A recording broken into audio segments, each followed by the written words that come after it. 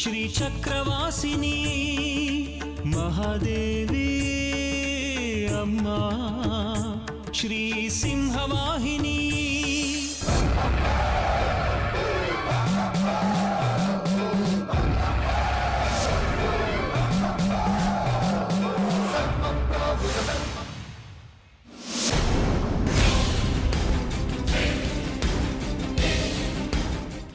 ಸರ್ವಮಂಗಳ ಮಾಂಗಲ್ಯೆ ಶಿವೆ ಸರ್ವಾರ್ಥ ಸಾಧಿಕೆ ಶರಣ್ಯೆ ತ್ರ್ಯಂಬಕೆ ಗೌರಿ ನಾರಾಯಣಿ ನಮೋಸ್ತುತೆ.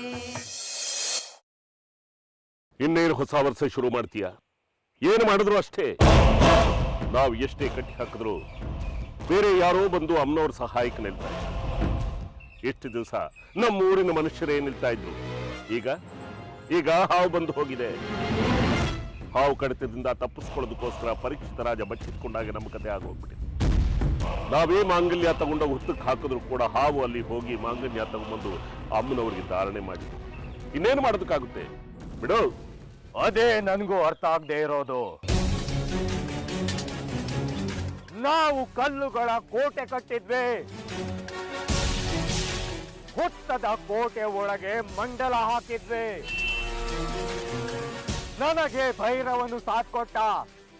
ಆದ್ರೂ ಇದನ್ನೆಲ್ಲ ಬಿಡ್ಸ್ಕೋತಿದ್ದಾಳೆ ಅಂದ್ರೆ ಅವಳಗಿಂತ ದೊಡ್ಡ ತಾಯಿ ನನ್ನ ಕ್ಷುದ್ರ ದೇವತೆ. ಆಕೆನ ನಾನು ಆವಾಹನೆ ಮಾಡ್ಕೋತೀನಿ. ಇದಕ್ಕೆಲ್ಲ ಉತ್ತರ ಅವಳೇ ಕೊಡ್ತಾಳೆ. ನೀನ್ ಇಲ್ಲಿ ಪಟ್ಟಂಗ ಹೊಡೆದ್ರೆ ಏನ್ ಬರುತ್ತೆ? ಅದ್ಯಾರೋ ಕ್ಷುದ್ರ ದೇವತನೋ ಚಿತ್ರ ದೇವತನ ಅಂತೀಯಲ್ಲ. ನಡಿ ಅಲ್ಲಿಗೆ ಹೋಗೋಣ. ಈ ಆವಾಹನೆ ಮಣ್ಣು ಮಸಿಯೆಲ್ಲ ಬಿಟ್ಟು ಹಾಕು. ಇಲ್ಲ ಅವ್ರೆಲ್ಲಿದ್ದಾರೆ ಹೇಳೋ, ನನ್ ಠಾಣೆ ಕರೆಸ್ತೀನಿ. ಏ ಇನ್ಸ್ಪೆಕ್ಟರ್ ಮಾರಿಗುಡಿ ಅಂದ್ರೆ ಎಲ್ರು ಗಡ ಗಡ ನಡಗಿ ನನ್ನ ಮುಂದೆ ಬಂದು ನಿಂತ್ಕೊಂತಾರೆ. ನಿನ್ ಮುಂದೆನೆ ಇಷ್ಟೆಲ್ಲ ಕಣ್ಕಂಟಾದ್ರು ಇನ್ನೂ ಮೂರ್ಖನ ತರ ಮಾತಾಡ್ತಿದ್ಯಲ್ಲ. ತಂತ್ರವಿದ್ಯೆಯಲ್ಲಿ ನಂಬಿಕೆ ಇಲ್ಲ ಅಂತ್ಯ. ಆದ್ರೂ ನಿನ್ನನ್ನ ಮರಳುಗೊಳಿಸಿದ್ದು ಆ ಮಾಯಾವಿ. ಹೆಣ್ಣು ಅಂದ್ರೆ ಜೊಲ್ಲು ಸುರ್ಸ್ಕೊಂಡು ಹೋಗೋ ನಿನ್ನ ಬಲಹೀನತೆಯನ್ನ ಉಪಯೋಗಿಸ್ಕೊಂಡ್ಬಿಟ್ಲು. ನಿನ್ನಂಥವನನ್ನ ಯಾರ್ ಬೇಕಾದ್ರೂ ಮರಳುಗೊಳಿಸ್ಬೋದು. ಈಗ ನಾವು ಕಿತ್ತಾಡೋದ್ರಿಂದ ಯಾವ ಪ್ರಯೋಜನವೂ ಇಲ್ಲ. ನಮ್ಮ ಗುಂಪಿಗೆ ಸೇರಿದ ಭೈರವನೇ ಏನು ತಡೆಯೋದಕ್ಕಾಗ್ಲಿಲ್ಲ ಅಂದಮೇಲೆ ನಮ್ ಕೆಲಸನ ನಾವು ಮಾಡ್ಕೊಳ್ಳೋದು ಒಳ್ಳೇದು.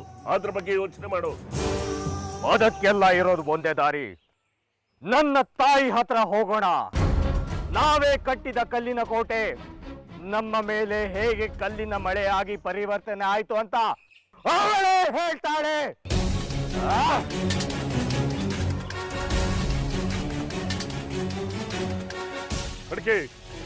ಕಡ್ಕೆ ನಿಂತ್ಕೋ. ಎಲ್ಲಿಗೆ ಹೋಗ್ತಾ ಇದೀಯಾ? ನನ್ನ ತಾಯಿ ಹತ್ರ, ನನ್ನ ಆರಾಧ್ಯ ದೈವ, ನಾನು ಉಪಾಸನೆ ಮಾಡೋ ನನ್ನ ತಾಯಿ ಹತ್ರ ಹೋಗ್ತಿದ್ದೇನೆ. ಅವಳೇ ಕೊಡ್ತಾಳೆ ಇದಕ್ಕೆಲ್ಲ ಪರಿಹಾರ. ಯಾವತ್ತು ಕೈ ಬಿಟ್ಟಿಲ್ಲ ಅವಳು ನನ್ನನ್ನ. ಇವತ್ತು ನೋಡೇ ಬಿಡೋಣ ಆ ಅಮ್ನೋರ ಇಲ್ಲ ನಾನಾ ಅಂತ. ಕಡ್ಕೆ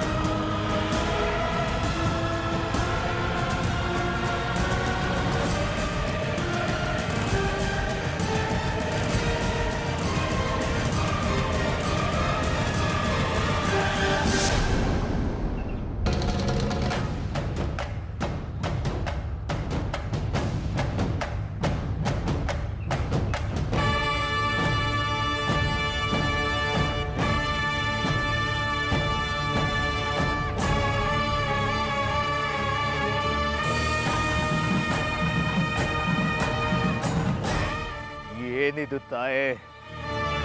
ನಾನು ನಿನ್ನಲ್ಲಿ ಸಹಾಯ ಕೋರ್ಕೊಂಡು ಬಂದ್ರೆ ಎಲ್ಲಿ ಅಡಗಿ ಕೂತಿದೆ ನಿನ್ನ ಶಕ್ತಿ, ಪರಾಕ್ರಮ, ಚಮತ್ಕಾರವೆಲ್ಲ ನಿನಗೂ ಮಂಕ್ ಬಡಿತಾ ತಾಯಿ. ಆ ಅಮ್ಮನವ್ರು ಆಡ್ತಿರೋ ಆಟಕ್ಕೆ ನಾವು ಬಲಿ ಆಗ್ತಿರ್ಬೇಕಾ? ಉತ್ತರ ಕೊಡು ತಾಯಿ, ಈ ನಿನ್ನ ಮಗನಿಗೆ ಉತ್ತರ ಕೊಡು. ಅಮ್ಮನವರೇ, ಬಿಡೋದಿಲ್ಲ ನಾನು ನಿನ್ನ. ಇನ್ನು ಯಾರು ನಿನ್ನನ್ನು ಸ್ಪರ್ಶಬಾರ್ದು, ಯಾರು ನಿನಗೆ ಪೂಜೆ ಸಲ್ಲಿಸಬಾರ್ದು, ಯಾರು ನಿನ್ನ ಹೆಸರು ಹೇಳ್ಕೊಡ್ದು ಹಾಗೆ ಮಾಡ್ತೇನೆ.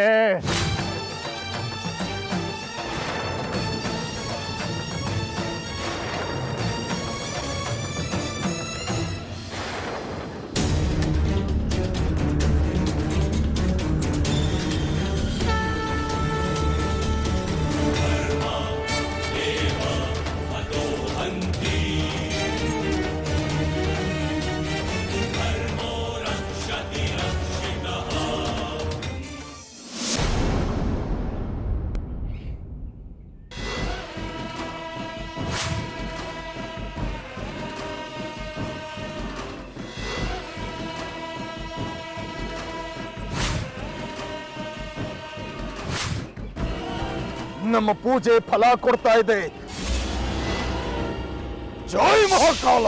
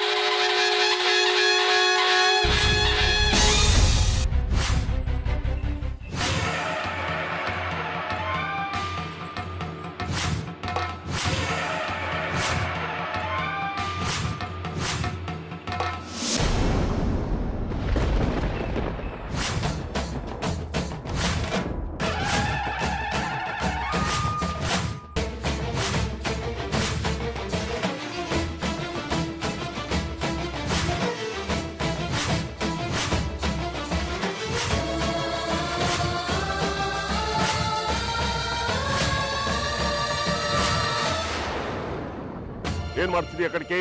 ಅಮ್ಮನವ್ರಿಗೆ ಹಾಕಿದ ಕಲ್ಲಿನ ದಿಗ್ಬಂಧನನ ತಾತ್ಕಾಲಿಕವಾಗಿ ತೆಗೆದಿದ್ವಿ. ಈಗ ನಾನು ಅದೇ ಕಲ್ಲಿನ ದಿಗ್ಬಂಧನನ ಹಾಕಿದ್ದೇನೆ. ನಿನ್ಗೇನ್ ತಲೆಗಿಲೆ ಕೆಟ್ಟಿದ್ಯಾ? ಇಷ್ಟೆಲ್ಲ ಆದ್ಮೇಲೂ ಮತ್ತೆ ಅದೇ ಮಾಡ್ತಾ ಇದೆಯಲ್ಲ, ಏನಾಯ್ತು ನಿನ್ಗೆ? ಕಡ್ಕೆ, ಏಯ್ ಕಡ್ಕೆ, ನಿಂತ್ಕೋ. ಅಂತೂ ಅಪರೂಪದ ಅತಿಥಿಗಳು ನಮ್ಮ ಮನೆಗೆ ಬಂದು ಹೋಗಿದ್ದು ನಮ್ಮನೆಯಲ್ಲೇ ಉತ್ಸವ ನಡೀತೇನೋ ಅನ್ನಿಸ್ಬಿಡ್ತು. ಹ್ಞೂ ಕಣ ಶೇಖ್ರಿ, ಅವ್ರು ಹೋದ್ಮೇಲೆ ಮತ್ತೆ ಮನೆ ಬಣ ಬಣ ಅಂತಿದೆ. ನಮ್ ಜಾಜಿನು ಅವ್ರು ಬಂದಾಗ ಅದೆಷ್ಟು ಲವಲವಿಕೆಯಿಂದ ಇದ್ಲು. ಅಮೃತನ್ ಎಷ್ಟು ಹಚ್ಕೊಂಡ್ಬಿಟ್ಟಿದ್ಲು. ಊರ್ ತುಂಬಾ ಇವ್ರದೇ ಸಡಗರ, ಎಲ್ಲಿ ನೋಡಿದ್ರು ಇವ್ರೆ. ಜಾಜಿ, ನಿನಗೋಸ್ಕರನೇ ಕಾಯ್ತಾ ಇದ್ವಿ. ಅಡುಗೆ ಮಾಡಿದ್ದೀನಿ, ಎಲ್ಲರೂ ಒಟ್ಟಿಗೆ ಊಟ ಮಾಡೋಣ. ಸದ್ಯ ಅವ್ರುಗಳು ಬರೋ ಹೊತ್ತಿನಲ್ಲಿ ಇವಳು ಸರಿ ಹೋಗಿದ್ಲಲ್ಲ. ಅವ್ರುಗಳು ಬರೋಕ್ ಮುಂಚೆ ಇವಳು ಹೆಂಗಾಗೋಗಿದ್ಲು? ನಮಗಂತೂ ಇವಳದೇ ಚಿಂತೆ ಆಗಿತ್ತು.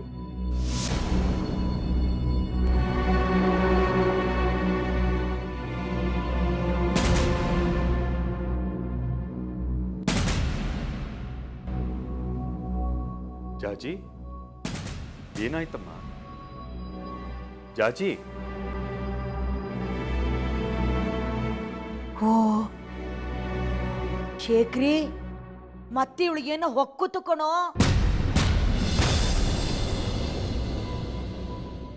ಏನಾಯ್ತಮ್ಮ? ಜಾಜಿ, ಅಯ್ಯೋ ದೇವ್ರೆ, ಎಲ್ಲ ಸರಿ ಹೋಗಿತ್ತಲ್ಲ, ಮತ್ತೇನಾಯ್ತು? ಜಾಜಿ, ಏನ್ರಿ ಇದು? ಈಗ ಒಂದು ಕ್ಷಣದ ಮುಂಚೆ ಎಲ್ಲರೂ ಸಂತೋಷವಾಗಿದ್ವಿ, ಮರುಕ್ಷಣದಲ್ಲೇ ಆತಂಕ ಶುರುವಾಗಿದೆ. ಇದೇನ್ ಗ್ರಹಚಾರನೋ? ನಾಳೆ ದೇವಸ್ಥಾನಕ್ಕೆ ಹೋದಾಗ ಇವಳ ಹೆಸರಿನಲ್ಲಿ ಅಮ್ಮನವ್ರಿಗೊಂದು ಅರ್ಚನೆ ಮಾಡಿಸ್ಬಿಡು. ಅಮ್ಮ, ಸುತ್ತಿ ಬಳಸಿ ನೀನು ಅಲ್ಲಿಗೆ ಬರಬೇಡ. ಎಲ್ಲದಕ್ಕೂ ಒಂದೊಂದು ಹೆಸರು ಇಡಬೇಡ. ಉತ್ಸವದ ಹೊತ್ತು ವಿಪರೀತ ಕೆಲಸ ಇರುತ್ತೆ. ಹೊತ್ತೊತ್ತಿಗೆ ಊಟ ಮಾಡೋಕ್ಕಾಗಿರಲ್ಲ. ಸಿಕ್ಕಿದ್ದನ್ನು ತಿಂದಿರ್ತಾಳೆ. ಪಿತ್ತ ಕೆರಳಿದ್ರೂ ಒಂದೊಂದು ಸರ್ತಿ ಹೀಗಾಗತ್ತೆ. ಲಲಿತಾ, ಇವತ್ತು ಜಾಜಿಗೆ ಊಟ ಹಾಕಬೇಡ. ಶುಂಠಿ ಕಷಾಯ ಮಾಡಿಡು. ಜಾಜಿ, ನಿಂಗೆ ತುಂಬ ಸುಸ್ತಾಗಿದ್ರೆ ಒಂದು ಗಳಿಗೆ ಮಲ್ಕೋ. ಲಲಿತಾ ಶುಂಠಿ ಕಷಾಯ ಮಾಡಿ ನಿನ್ನನ್ನು ಎಬ್ಬಿಸ್ತಾಳೆ. ಕುಡಿದು ಮಲಗಿದ್ರೆ ಎಲ್ಲ ಸರಿ ಹೋಗುತ್ತೆ. ಏಯ್,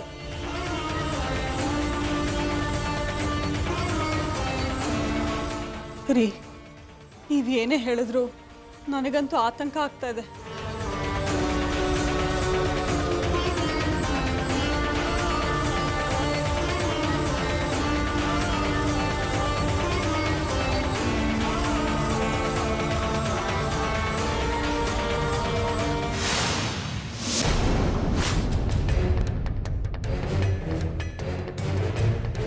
ಎಲ್ಲಿಗೆ ಹೋಗ್ತಾ ಇದೀಯ ಕಡ್ಕಿ? ಏನಿದು ಪಂಚ? ಆ ಹಳ್ಳದಲ್ಲಿ ಬಂದಿಯಾಗೆ ನಮ್ಮನ್ನ ಅಷ್ಟು ಆಟ ಆಡ್ತಿದ್ದಾಳ ನಿನ್ನ ಅಮ್ಮನವರು.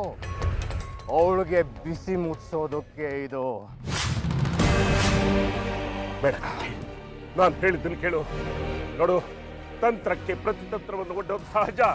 ಸ್ಪರ್ಧೆಗೆ ಇಳಿದ ಮೇಲೆ ಪ್ರತಿಸ್ಪರ್ಧೆಯನ್ನು ಒಡ್ಡೋದು ಸಹಜ. ಆದ್ರೆ ಅಮ್ಮನವ್ರಿಗೆ ಬೆಂಕಿ ಇಡ್ತೀನಿ ಅಂತ ಹೋಗ್ತಾ ಇದೆಯಲ್ಲ, ಇದು ಅವಿವೇಕ. ಇದು ಎಂದಿಗೂ ಸಾಧ್ಯ ಇಲ್ಲ. ಅಸಾಧ್ಯವನ್ನ ಸಾಧ್ಯ ಮಾಡೋನು ಈ ಕಾಲ ರುದ್ರ ಸಿದ್ದೇಶ್ವರ. ಬೇಡ ಕಡ್ಕಿ, ನೀನ್ ಇಲ್ಲಿ ಬೆಂಕಿ ಇಟ್ಟರೆ ದೇವಸ್ಥಾನಕ್ಕೆ ಬೆಂಕಿ ಬೀಳುತ್ತೆ. ಜಾಜಿ ಸುಟ್ಟು ಹೋಗ್ತಾಳೆ. ಅಲ್ಲಿ ಸೇರಿರೋ ಸಾವಿರಾರು ಭಕ್ತಾದಿಗಳು ಸುಟ್ಟು ಕರಕಲಾಗಿ ಹೋಗ್ತಾರೆ. ನನ್ನ ಮಾತು ಕೇಳು. ಬೇಡ ಬೇಡ ಕಡ್ಕಿ, ನಿಂತ್ಕೋ.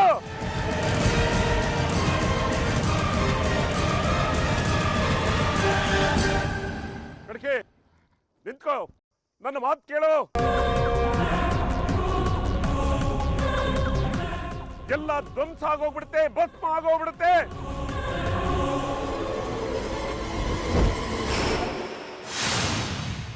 ಒಲೆ ಹತ್ತಿ ಉರಿದೊಡೆ ನಿಲ್ಲಲಹುದು, ಧರೆ ಹತ್ತಿ ಉರಿದೊಡೆ ನಿಲ್ಲಲಹುದೆ ತಾಯಿ.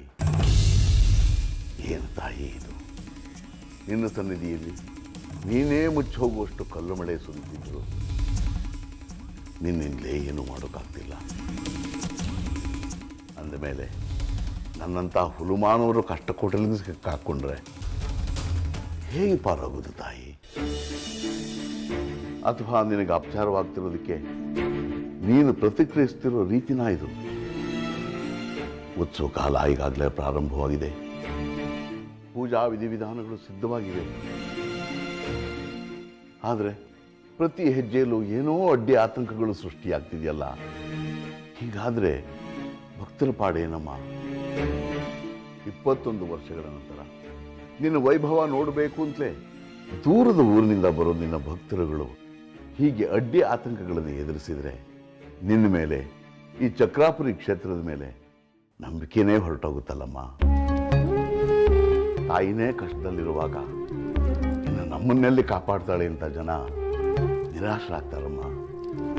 ಮಳೆ ಬೆಳೆಗಳಿಗೆ ಕಷ್ಟವಾಗಿರೋ ಈ ಕಾಲದಲ್ಲಿ ಎಲ್ಲ ಒಗ್ಗೂಡ್ಕೊಂಡು ಬಂದು ನಿನ್ನ ಸೇವೆ ಮಾಡೋದಕ್ಕೆ ಹಾತೊರಿತಿದ್ದಾರೆ. ಸಂಸಾರದ ಕೋಟೆಲೆಗಳಿಂದ ಬೆಂದು ಇಲ್ಲಿ ಬಂದು ನಿನ್ನ ದರ್ಶನ ಮಾಡಿದರೆ ನೆಮ್ಮದಿ ಸಿಗುತ್ತೆ ಅಂತ ಭಕ್ತರು ಬರ್ತಾರೆ. ಅಂಥವ್ರಿಗೆ ನಿನ್ನ ದರ್ಶನ ಭಾಗ್ಯ ಸಿಗದಿದ್ರೆ ಇನ್ನೆಲ್ಲಿಯ ದಾರಿದೀಪ ತಾಯಿ? ಇನ್ಯಾರು ಇವ್ರನ್ನೆಲ್ಲ ಕಾಪಾಡಬೇಕು? ಆ ವಿರೂಪಾಕ್ಷ ಶಾಸ್ತ್ರಿಗಳು ನಿನ್ನ ಭಕ್ತರೇ ಅಲ್ವೇನಮ್ಮ? ಅವ್ರಿಗೆ ಸದ್ಬುದ್ಧಿ ಕೊಟ್ಟು ಆ ದುಷ್ಟ ವಾಮಾಚಾರಿಯ ಸಹವಾಸ ಬಿಡಿಸಿ ಸನ್ಮಾರ್ಗದಲ್ಲಿ ನಡೆಯೋ ಹಾಗೆ ನೀನೇ ಪ್ರೇರೇಪಿಸ್ಬೋದಲ್ವಾ ತಾಯಿ? ಆಗ ಈ ಚಕ್ರಾಪುರಿ ಮತ್ತೆ ಸುಖ ಸಂತೋಷಗಳಿಂದ ಕೂಡಿರುತ್ತೆ ಅಲ್ವಾ? ಮತ್ತೆ ಜನ ಆ ಗತವೈಭವವನ್ನು ನೋಡಿ ಆನಂದದಿಂದ ಇರ್ತಾರೆ ತಾಯಿ. ಇದೆಲ್ಲ ಬರೀ ಭ್ರಾಂತು ಅಲ್ವಾ ತಾಯಿ? ಎಲ್ಲದಕ್ಕೂ ಕಾಲನೇ ಉತ್ತರಿಸಬೇಕು. ಕಡೆಗೆ ಹೇಳೋ ಒಂದೇ ಮಂತ್ರ, ಕಾಲಾಯ ತಸ್ಮೈ ನಮಃ. ನಿನ್ನಿಚ್ಛೆ ಏನಿದೆಯೋ, ಅಥವಾ ಈ ಲೋಕ ಕಲ್ಯಾಣಕ್ಕಾಗಿ ಇದೂ ಒಂದು ಲೀಲೆಯೋ, ಬಲ್ಲವರಾರು ತಾಯಿ. ನಾನೊಬ್ಬ ಮೂಕ ಪ್ರೇಕ್ಷಕನಾಗಿ, ಇತಿಹಾಸಕಾರಕನಾಗಿ ಇಲ್ಲಿ ನಡೆದಿರೋದನ್ನೆಲ್ಲ ದಾಖಲಿಸೋದಷ್ಟೇ ನನ್ನ ಕರ್ತವ್ಯ ಅಂತ ನಾನು ಈ ಊರಲ್ಲಿ ನೆಲೆ ನಿಂತಿದ್ದೀನಿ ತಾಯಿ. ನಾನೀಗ ಏನೂ ಮಾಡಲಾಗದ ಪರಿಸ್ಥಿತಿ ತಲುಪಿಬಿಟ್ಟಿದ್ದೀನಿ. ನನ್ನನ್ನು ಕ್ಷಮಿಸ್ಬಿಡಮ್ಮ.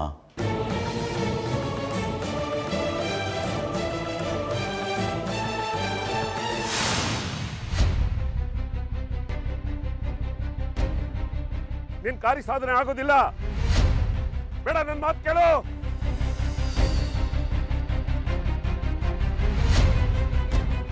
ನಿಂತ್ಕೋ, ನನ್ನ ಮಾತು ಕೇಳು.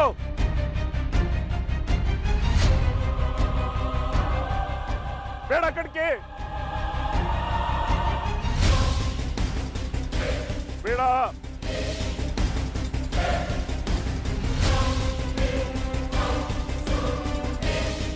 ಬೆಂಕಿ ಇಡಬೇಡ,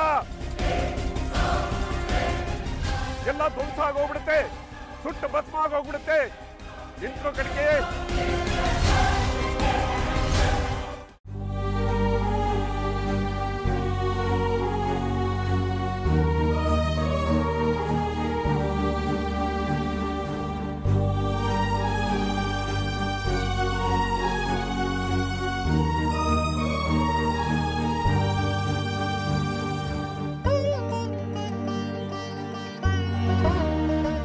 ಅಮ್ಮ ಮಹಾತಾಯಿ, ಜಾಜಿ ಯಾಕೆ ಹೀಗಾಗ್ಬಿಟ್ಟಿದ್ದಾಳೆ?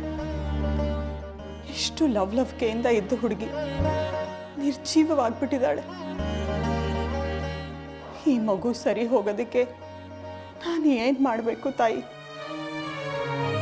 ನೀನೇ ಎಲ್ಲಮ್ಮ, ನೀನೇ ಕಾಳಿಕಾಂಬೆ, ನೀನೇ ಮಾರಮ್ಮ, ಎಲ್ಲ ನೀನೇ ಅಂತ ತಿಳ್ಕೊಂಡು ನಿನ್ನನ್ನು ಬೇಡ್ಕೋತಾ ಇದ್ದೀನಿ. ಲೇ ಲಲಿತಾ, ಎಲ್ಲ ರೋಗಕ್ಕೂ ಅಳಲೆಕಾಯಿನೇ ಮಧ್ಯನೇ. ದೀಪ ಹೊತ್ತಿಸ್ಬಿಟ್ರೆ ಸಮಸ್ಯೆ ಎಲ್ಲ ಪರಿಹಾರ ಆಗತ್ತೆ ಅಂತ ಯಾವ ಶಾಸ್ತ್ರದಲ್ಲೂ ಹೇಳಿಲ್ಲ. ಅಮ್ಮನವ್ರನ್ನ ಬೇಡ್ಕೊಳ್ಳೋದ್ರ ಜೊತೆಗೆ ನಮ್ಮ ಪ್ರಯತ್ನಗಳನ್ನು ನಾವು ಮಾಡಬೇಕು. ಆಗ ಅಮ್ಮನವರು ದಯೆ ತೋರಿಸಿ ಏನಾದರೂ ಒಂದು ದಾರಿ ತೋರಿಸ್ತಾರೆ. ಈಗಿದಕ್ಕೆ ಏನು ಪರಿಹಾರ ಅಮ್ಮ? ಏನು ಮಾಡಿದ್ರೆ ನಮ್ಮ ಜಾಜಿ ಸರಿ ಹೋಗ್ತಾಳೆ?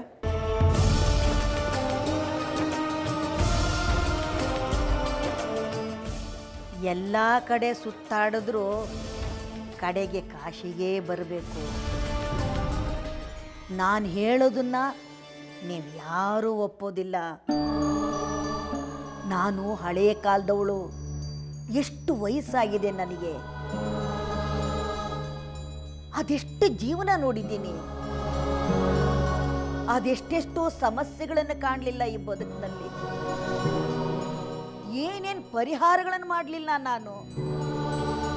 ನನ್ನ ಕಣ್ಣು ಮುಂದೆನೆ ಅದೆಷ್ಟೆಷ್ಟು ಎಳೆ ತಲೆಗಳು ಹುಟ್ಟಿದ್ವೋ, ಅದೆಷ್ಟು ಮುದಿ ತಲೆಗಳು ಹೋದ್ವೋ. ಅಂದರೆ ಈ ಸಮಸ್ಯೆಗೆ ನೀವೇ ಪರಿಹಾರ ಹೇಳ್ತೀರಾ?